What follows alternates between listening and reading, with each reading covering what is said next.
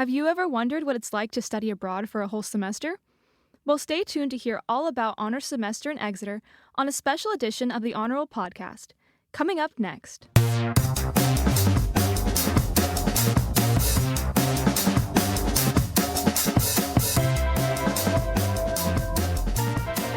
Hey, Honors Bulls! Welcome to a bonus episode of the Honor Roll podcast. Today we're talking with Brooke Petersen and Liam Mahony about the Honor Semester in Exeter program. Would you guys like to introduce yourself? Sure. I'm Brooke. I'm a third year at USF, and I'm a speech and language therapy major as well as a health sciences major, but hoping to pursue speech language pathology. Hi, I'm Liam. It's my last year here at USF. I'm a major in philosophy, and hopefully in the future, I'm looking to become a special education teacher. Awesome. So the Semester in Exeter program invites honor students to a half-year immersive faculty-led study abroad experience in the United Kingdom. Students explore English culture, storied landscapes, and embark on a journey of self-discovery, belonging, and authentic leadership. Throughout their time in the United Kingdom, students will live the life of an English university student by taking courses at the University of Exeter, explore the cities, towns, and countrysides of England on weekly honors faculty-led excursions. Could you guys just start off by giving us an overview of what the trip was like? Yeah, so it's got a really interesting timeline, I think. So I can talk about that a little bit. You arrive early January, and then you have about a week or so to get settled, and then you take classes through the University of Exeter for about 3 months. You're going to classes, as well as a class, maybe two, with Dr. Young, who's the one who comes over with us from Honors. And then after that, you have April break. So you have the whole month off to go travel or whatever you want to do while you're supposed to be studying for your exams, but a lot of people take a break. And then you come back from April and you have May and a little bit of June is like exam season. Yeah. Yeah, really, for me, it was after March. I didn't really have a lot due because I had some assignments due at the end of March, and then May and June are sort of exam season, but since you're only in maybe 2 or 3 classes tops with Exeter, it's not like you're going to be studying the whole time in May. So really, at the end of March, you're sort of free from a lot of the stress that the like normal semester would have between January and the end of March. Just at the end, you have assignments due for Dr. Young's class, but that's in June, and by that point, you're pretty much done with everything Exeter-wise, so you can just focus all your attention on that. So that was helpful to get done with all my Exeter classes and then just focus on the one for USF. So, Could you guys maybe talk just a little bit about like what you did in that class and maybe the places you guys got to go? Yeah, so Dr. Young's class, it's called like Wonder, Wander, and Belonging. And so you talk about those 3 elements and how they shape human experience and what makes a fulfilling life. And as part of the class, you go on a bunch of excursions around the United Kingdom to kind of see how that works out in the field.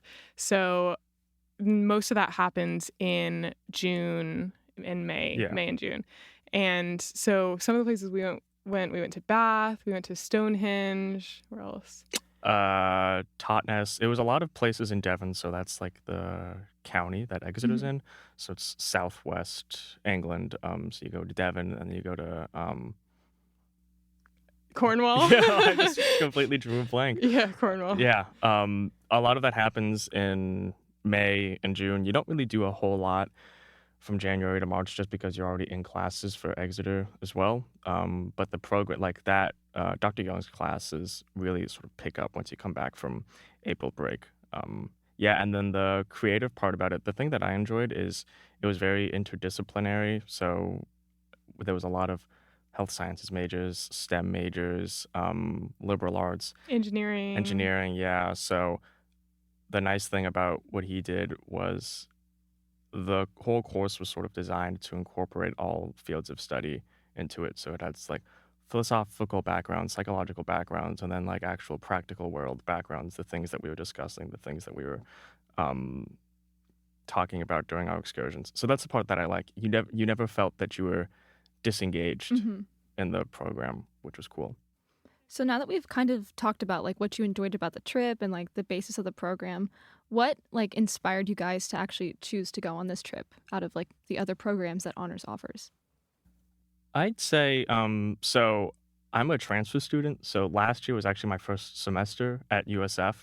And the reason I chose to come to USF, a big reason was how flexible they were with studying abroad.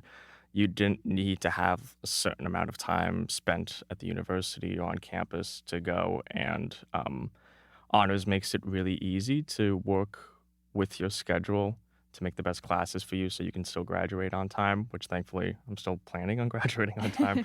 Um, and considering this is the only semester long program that the Honors College offers, that's always sort of been a goal of mine when I was in university is to do a semester long study abroad.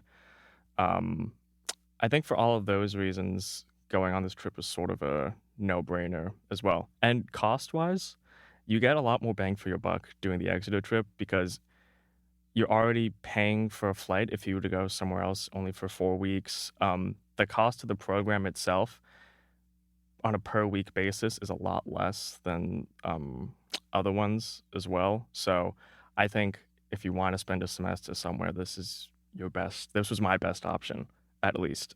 It made a lot of sense for me to go. So Yeah.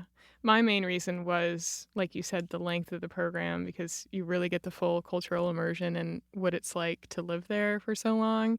The shorter trips are great, but this is just a completely different experience, I think. Did you guys have like a lot of like other like meetings and preparations like before you actually left for Exeter to like after applying? we had a pre-departure meeting sometime in October. I think you have to declare that you're going by like the 13th of October or something. I'm not. Don't quote me on that date. But around the end of October, there was a meeting. It was much more of a logistical meeting. It's like this is what you do to get your classes scheduled. This is how you get insurance or whatever. So it definitely felt more of like a uh, business meeting than an actual Yeah. like we're going abroad meeting. But there's like constant communication, not only with Dr. Young and the outbound team here, but the inbound team with Exeter was really, really Yeah, good. they're amazing. Throughout the whole process, they were really on top of things, helping us out with questions that we had and stuff. They were very receptive and responsive to our emails and our calls. And even when you got there too, they were still a big active part of your study abroad experience, which was really cool. So you guys kind of like touched on like how much you loved the area you stayed in and going on trips to like different countries. Do you have like something that you enjoyed most about the trip, like an aspect of it? Um, I think again, sort of the flexibility with your schedule, I really appreciated. In April, sort of what Brooke did, where she traveled the whole month. I traveled primarily the whole month in April as well. Doing continental, like intercontinental trips in Europe, where you just hop in a bus and go everywhere, is really easy. So if you do get into the program, I'd say save your like mainland Europe trips for April Yeah. because flights out of Bristol or even getting to London, it's sort of a hassle at times to do that just for a weekend. But my favorite part was I thought that going into it, my favorite part would be like all of the traveling I do throughout Europe, and obviously that was great. But really, in May and June when like the weather started getting better and we're going on 2 or 3 excursions a week with everyone and we already got so close. The train rides back from a hike that we would do or just like a dinner that we would have together, those little things meant a lot more to me than what I was expecting. The fact that we all got so close with one another is not something that I was anticipating. And the connections that we all made were, I think, one of the most valuable parts of the trip, especially as a transfer student, where it was it was like my freshman year all over again. I didn't really know a whole lot of people who were going, so like that was really special for me. Yeah, I couldn't put it better than that, but I totally agree with everything you said. April traveling around was amazing. You foster a really good sense of independence because most of us were traveling with either just one person or two, or some people did by themselves. But all the stuff that we did while we were in Exeter with each other were great. And we lived together on the Hmm. same floor of the building and just on two sides of they call dorms flats over there. And that was amazing because we would go over to each other's flats all the time and play cards. And so we got really close that way. So this trip was obviously kind of like a life-changing experience for you guys, that's left you with a lot of memories. And I'm sure there's a lot of students who are also, looking forward to going on this trip or going on similar trips. What advice would you give to other students who maybe haven't studied abroad yet, but are, trying to find, a program like this? My advice would be to just reach out and ask people questions about it because I know that at least for this trip and for some other trips, people get apprehensive about all the work that has to be done on the front end for it. And it's totally doable. Like everyone wants you to get it done, your advisors, everything, they want you to get it done. So if you can reach out to them, meet with them, and talk to people like us who have experience with it, then it'll go a lot easier for you and it'll seem less daunting. And then on another note, another piece of advice I have is once you get over there, like make the most of your time. You don't want to just be sitting in your room all day doing classes, even though you are there to study. You want to get out and experience the culture more. And like at Exeter, they had what are called societies. It's basically like their campus clubs. So I would recommend that people join those and get involved and meet people. Societies, especially in Exeter, are a really big way to make friends with British students. I know that that's one of the main social things that people do while they're there. So definitely join a society once you get there. And I think a lot of the anxieties that happen beforehand are just you're thinking about things that everything that can go wrong. Like I'm not going to get these forms in time. What happens when I land? I think all of the logistics and it can get really overwhelming. I'd say just wait until you land and you get there and you spend a week there. Like it's going to be really daunting, but you sort of get your feet under you. And we had mentioned throughout the podcast, you have so many helping hands, such a huge support system, not only with Dr. Young and the inbound team, but also everyone else within the court because you're all going through the same thing. And I think just in general, like by the time that you graduate, you could either be a student who studied abroad for 6 months in a new country, or you're not that student. And like, if you're Yeah. able to go, why not take Mhm. that experience? So, yeah, that's what I would say. You'll probably forget you had to do all that paperwork. Yeah, Yeah, Front you end, do. once I'm, you've You had I'm do. that forgetting about it now. experience. Yeah. Like, oh, we get to do so much stuff. Yeah. So my final question might be kind of a challenging one. But if you had to choose one, what was your favorite memory from the trip? You're going first. Yeah. My favorite memory. So one of the excursions that we did with Dr. Young was a concert. So we read this book for the class, and then we went to a thing where they were playing music, like traditional music, and the author was reading some poems to go along with it. And it was in Exmouth, which is the beach near Exeter. So we went for the day, and we were out on the beach all day, and then we went to that concert thing at night. And we just had so much fun together. It's one of those things you can't describe. Like we had a good rapport that day. You had to be there. Yeah, you had to be there. You just had to be Exactly. there. Yeah, I think it's definitely hard to think of one that sticks out.